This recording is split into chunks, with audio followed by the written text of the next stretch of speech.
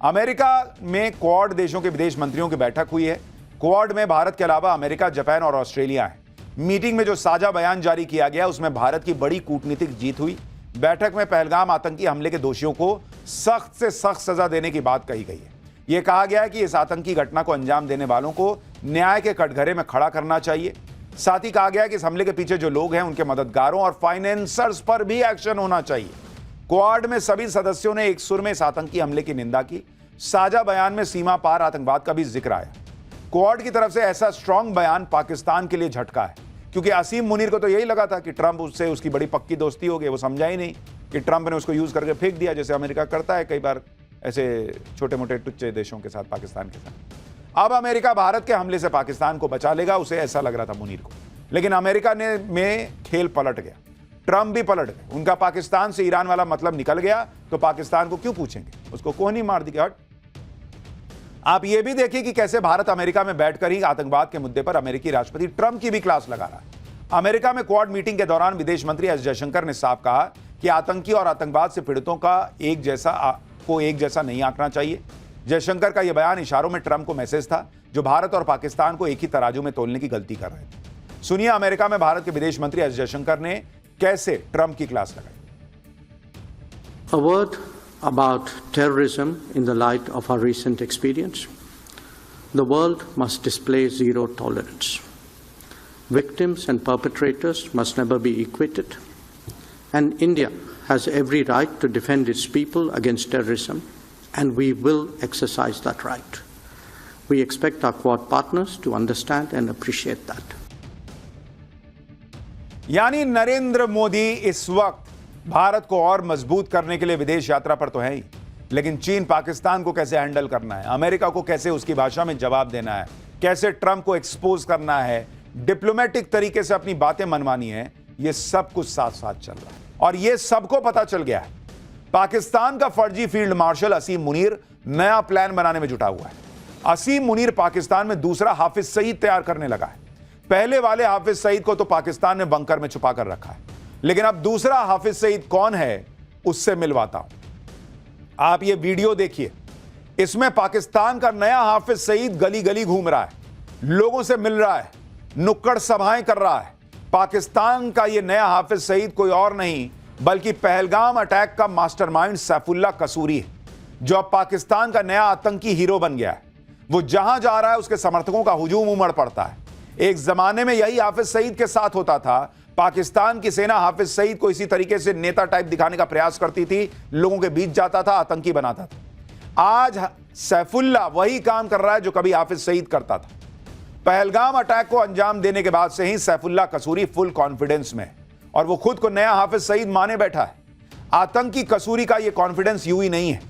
सूत्रों के मुताबिक आर्मी चीफ असीम मुनीर ने कसूरी को पहलगाम अटैक के इनाम के तौर पर लश्कर का नया चीफ बनाने का वादा कर दिया है। इसके बाद आतंकी सैफुल्लाह कसूरी ने लश्कर तैयबा में हाफिज सईद की पोजीशन लेना शुरू भी कर दिया है।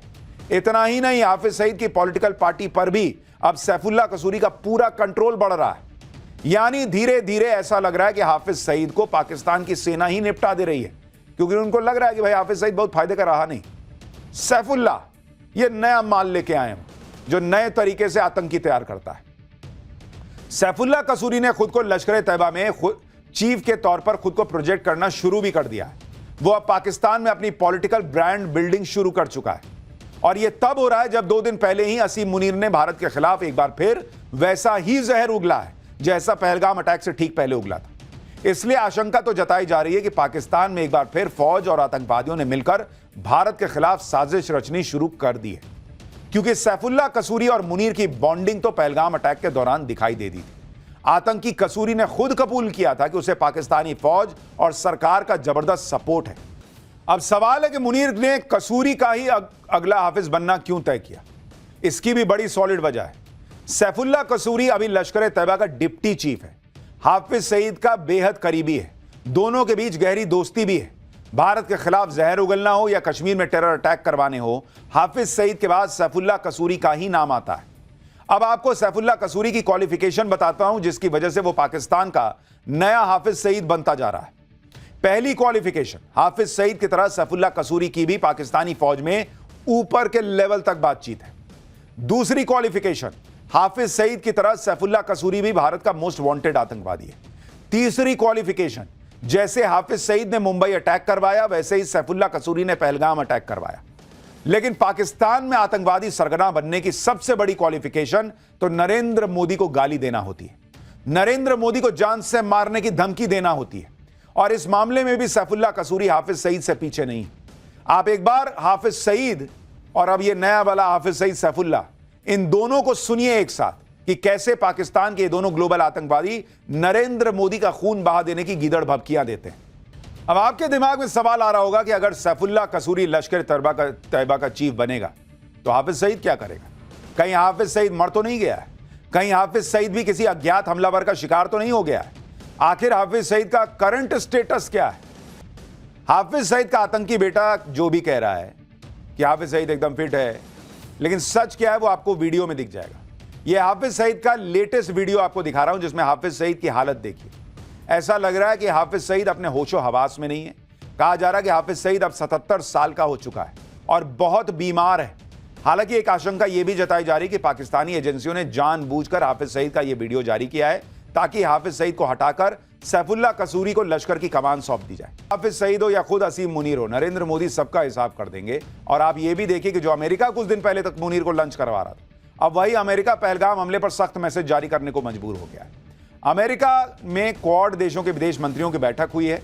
क्वाड में भारत के अलावा अमेरिका, जापान और ऑस्ट्रेलिया है। मीटिंग में जो साझा बयान जारी किया गया उसमें भारत की बड़ी कूटनीतिक जीत हुई। बैठक में पहलगाम आतंकी हमले के दोषियों को सख्त से सख्त सजा देने की बात कही गई है। यह कहा गया है कि इस आतंकी घटना को अंजाम देने वालों को न्याय के कटघरे में खड़ा करना चाहिए। साथ ही कहा गया है कि इस हमले के पीछे जो लोग हैं उनके मददगारों और फाइनेंसर्स पर भी एक्शन होना चाहिए। क्वाड में सभी सदस्यों ने एक सुर में इस आतंकी हमले की निंदा की। साझा बयान में सीमा पार आतंकवाद का भी जिक्र आया। क्वाड की तरफ से ऐसा स्ट्रांग बयान पाकिस्तान के लिए झटका है, क्योंकि असीम मुनीर को तो यही लगा था कि ट्रंप उससे उसकी बड़ी पक्की दोस्ती हो गई। वो समझा ही नहीं कि ट्रंप ने उसको यूज करके फेंक दिया, जैसे अमेरिका करता है कई बार ऐसे छोटे मोटे टुच्चे देशों के साथ, पाकिस्तान के साथ। अब अमेरिका भारत के हमले से पाकिस्तान को बचा लेगा, उसे ऐसा लग रहा था मुनीर को। लेकिन अमेरिका ने में खेल पलट गया, ट्रंप भी पलट गए। उनका पाकिस्तान से ईरान वाला मतलब निकल गया तो पाकिस्तान को क्यों पूछेंगे, उसको कोहनी मार दी। हट। आप यह भी देखिए कि कैसे भारत अमेरिका में बैठकर ही आतंकवाद के मुद्दे पर अमेरिकी राष्ट्रपति ट्रंप की भी क्लास लगा रहा है। अमेरिका में क्वाड मीटिंग के दौरान विदेश मंत्री एस जयशंकर ने साफ कहा कि आतंकी और आतंकवाद से पीड़ितों का एक जैसा नहीं आंकना चाहिए। जयशंकर का यह बयान इशारों में ट्रंप को मैसेज था, जो भारत और पाकिस्तान को एक ही तराजू में तोलने की गलती कर रहे थे। सुनिए अमेरिका में भारत के विदेश मंत्री एस जयशंकर ने कैसे ट्रंप की क्लास लगाई। A word about terrorism in the light of our recent experience. The world must display zero tolerance. Victims and perpetrators must never be equated. And India has every right to defend its people against terrorism, and we will exercise that right. We expect our Quad partners to understand and appreciate that. यानी नरेंद्र मोदी इस वक्त भारत को और मजबूत करने के लिए विदेश यात्रा पर तो है ही, लेकिन चीन पाकिस्तान को कैसे हैंडल करना है, अमेरिका को कैसे उसकी भाषा में जवाब देना है, कैसे ट्रंप को एक्सपोज करना है, डिप्लोमेटिक तरीके से अपनी बातें मनवानी है, ये सब कुछ साथ साथ चल रहा है।